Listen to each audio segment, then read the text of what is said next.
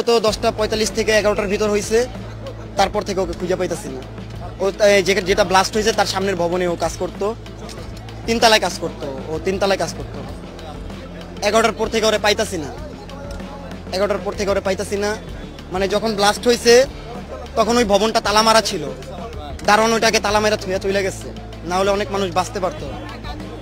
ওরা ওইখানে রানিং কাজ করছিল, 11টা বাজে মানে রানিং কাজ চলতেছে তখনই মানে ব্লাস্টটা হয়েছে। ফার্স্টে একটা ব্লাস্ট হয়েছে, তারপরে 4টা ব্লাস্ট হয়েছে একসাথে। 4টা ব্লাস্ট হওয়ার পরে মানে ওদের যে ভবনটা ছিল ওই ভবনের সামনে মানে 4-5টা হুন্ডা ছিল, ওই হুন্ডা থেকে মানে ওদের কারেন্টের লাইনে আগুন ধরে মানে ভবনে আগুনটা ছড়ায় যায় পুরো। তখন আর ভিতরে যাইতে পারিনি, গেট তালা মারা ছিল, দারোয়ান তালা মেরা চলে গেছে। আমি ওখানে ছিলাম যখন প্রথম ব্লাস্ট হয়, তখন আমি তার আশেপাশেই ছিলাম।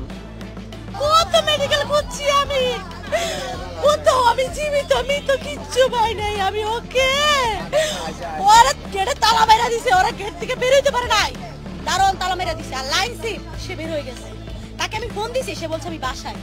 আপনি বাসাতে, আমার বোন কোথায়? কয় ওরা বের হইতে পারে নাই, আমি বের হয়ে চলে আসছি।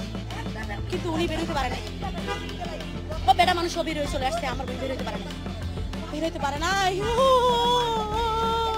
আমি কি মনটা বুঝাবো, আমি এত করে কি দাও লাগছে, বাসায় কেমন বাঁধছে। আমি কি মনটা বুঝাবো, এই বোনটা আমি কোলে করে মানুষ করছি।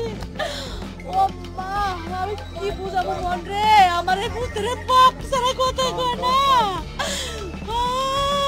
আমি কি করবো, কই খুঁজে পাবো?